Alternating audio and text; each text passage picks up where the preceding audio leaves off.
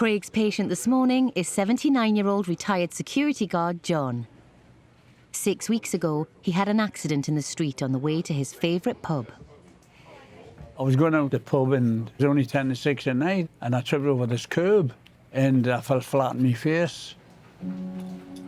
About a fortnight later, I got off the bus and I thought, well, yeah, I'll have a look to see if there was a raised curb or anything like that. As I was looking, I fell over the curb next to it. And the same place. But it was about 5 to 6 this time. I said, I couldn't believe it.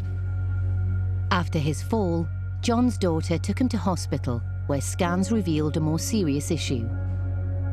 A major swelling in his main artery called an aneurysm, which could rupture at any time. This is John's blood vessel running down through his belly here, called the aorta, the main blood vessel that comes out of your heart. The elephant in the room is this swelling here in John's blood vessel, which is the aneurysm itself. What happens over time, this blood vessel starts to dilate. It's a bit like a balloon. You know, you blow them up, they look pretty, but they are going to get to a point where they're going to burst.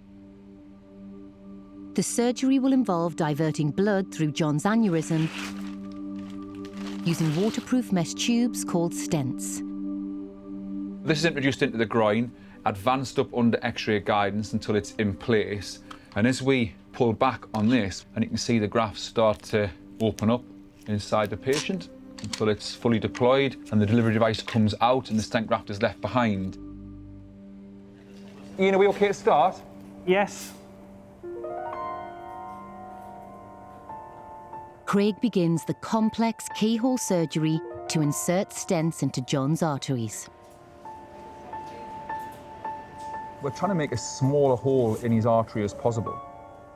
From there, we can navigate ourselves wherever we need to get to. Obviously, in John's case, we want to get into this aneurysm so we can fix it. Craig inserts metal wire into John's blood vessel, which will show up on the X-ray and help them guide the stents in place. This wire is now inside his iliac artery and heading up inside the aneurysm. And again, this is all just about getting what we call safe access. To help us navigate and see where we're going, we have to inject a dye into the bloodstream. That essentially gives us a roadmap so we can see where we're going. Boom. One of the major concerns I have for John is that he's had relatively poor kidneys for some time, and unfortunately, the dye irritates the kidneys. Using the correct amount of dye or contrast is going to be crucial so as not to cause irreversible damage. If your kidneys are already a little bit vulnerable, this dye could finish his kidneys off. Right, let's get this device in. In total, 3 stents will be used to reroute John's blood supply. The first will be placed at the top of the aneurysm. It must be manoeuvred into exactly the correct position. It's a good position, that. I've got that tension on the wire there, so hopefully it'll just jump up in a second. There you go. There we go. Okay. Yeah, on a bit further. Nice, nice. Yeah, that's great. You will sort of have that fleeting thought of 1 millimetre the wrong way, and it could be a catastrophe, really. The second stent needs to be exactly the correct length and in the right position to connect to the first stent. Bingo. Yeah, Nice. look at that. That's sat really nicely. We're just taking the final measurements for the final piece, the jigsaw, as it were. Once this last piece goes in, that will be the aneurysm excluded. We can all breathe a sigh of relief. This is a risky procedure for a patient as frail as John. So to be a success, every stage of the surgery has to be precise. Okay. I think you've got at least 2 full stents, Yeah, I do. haven't you? Just the fact you've got a problem and you can fix it sounds really daft, but with your hands, I just love doing that.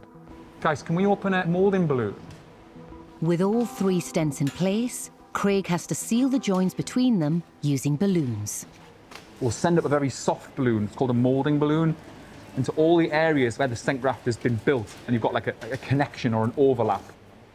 And essentially that goes inside the stent graft and just exerts a bit of outward pressure. Aha. It's not too bad, is it? Yeah. The stent graft, as it opens out, we want it to have reached its full diameter, its full potential. To check all stents are in place and that the seals are secure, Craig injects more dye or contrast into John's bloodstream. What we want to see is contrast running through the graft and not into the aneurysm itself. Okay, we're all ready to go?